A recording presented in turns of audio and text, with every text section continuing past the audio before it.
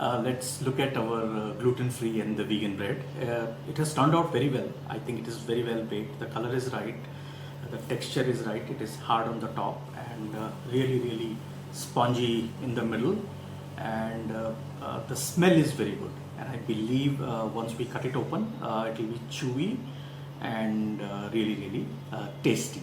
So let's now go ahead and cut this open.